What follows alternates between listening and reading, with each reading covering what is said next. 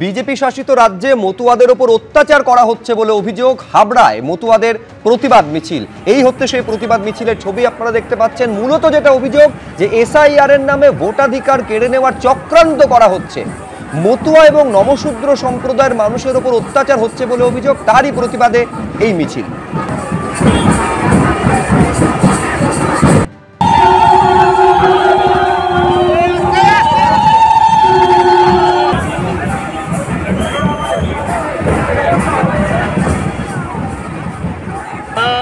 ভারতের নির্বাচন কমিশন যে বিধি দিয়ে এসআইআর করছে, আমরা বলছি তার সরলীকরণ।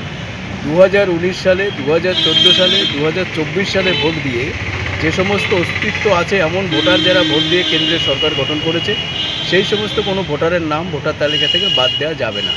আমরা যারা শিডিউল কাস্ট ফেডারেশন এবং মতুয়া ধর্ম মহাসংঘের পক্ষ থেকে আমরা আজকে যে র্যালি করেছি, ফলে আমরা বলছি নির্বাচন কমিশনের যে বিধি, সেই বিধিতে যদি একটা ভোটও প্রকৃত যাদের অস্তিত্ব আছে সেই ভোট কাটা যায়, তাহলে আমরা তার বিরুদ্ধে ভারতের সংবিধান মেনে গণতান্ত্রিক উপায়ে আমরা আন্দোলন সংগঠিত করব। ঠাকুরনগরের রাজনীতিতে কি নতুন সমীকরণ তৈরি হচ্ছে?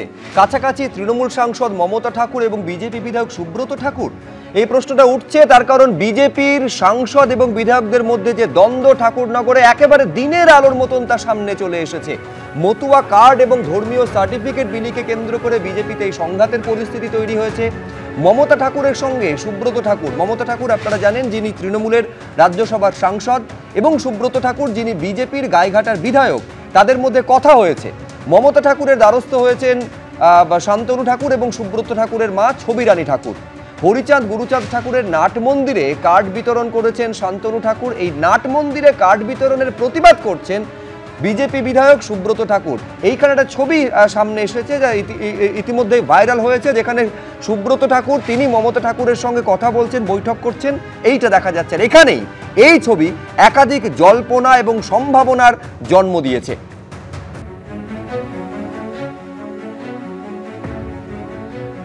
নাট মন্দিরটা হরি মন্দিরের সামনে, একদিন আমরা কোনো কিছু করি আলাদা ব্যাপার, কিন্তু সেখানে যদি পার্মানেন্টলি কোনো কিছু করি তাহলে পরে ভক্তরা এসে কোথায় কোন অনুষ্ঠান করবে?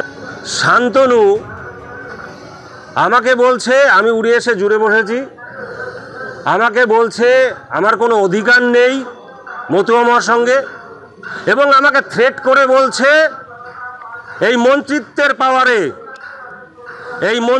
পাওয়ারে আমাকে থ্রেট করে বলছে তোর টিকিট কে দেয় আমি দেখব। আজকে মাকে গালাগালি দিয়েছে, আজকে মাকে থ্রেট করেছে। কিছুদিন আগে মাননীয় গৃহমন্ত্রীজি নেতাজি ইন্ডোরে বলেছিলেন যে আপনি সিএ আবেদন করার লোকজনকে সিএ আবেদন করার পরে নাগরিকত্ব দেওয়ার দায়িত্ব আমার। তো আমি সেই পারমিশন নিয়ে করছি। এটা নিয়ে কে বাইরের থেকে এসে আমার সাথে গন্ডগোল করবে না করবে সেটা নিয়ে আমি মিডিয়াতে আলোচনা করব না, কিন্তু আমি যে পারমিশন পেয়েছি সেই পারমিশন অনুসারে আমি কাজ করছি। সুব্রত ঠাকুর না, মমতা ঠাকুর সুব্রত ঠাকুর মিলে সবাই মিলে আমাকে গালাগাল করছে, যাচ্ছে তাইভাবে গালাগাল করছে। আপনারা শুনেছেন মিডিয়াতেও গালাগালি করেছে।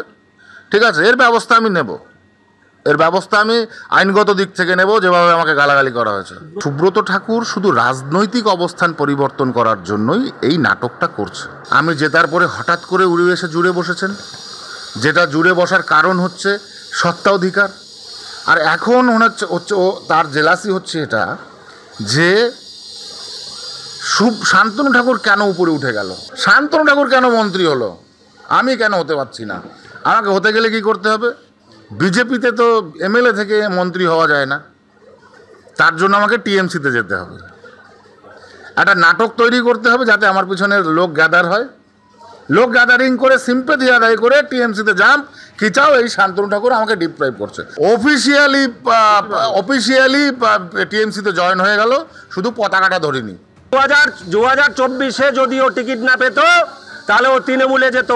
ওর মনে এটা ছিল কোনো কিছু হলে পরে ও তৃণমূলের দিকে পা বাড়িয়ে রেখেছে। আমার কি ও রেখেছে? ও আমাকে বলে ভবিষ্যৎ দোষটাও আমার জেঠিমা মমতা বালা ঠাকুরানী যিনি আছে, আর আমার যে বোন আছে বড় জ্যাঠার ছোট মেয়ে, তার সাথে নাট মন্দিরে আমার নিজের মার সাথে ওখানে বসে কথা বলেছি।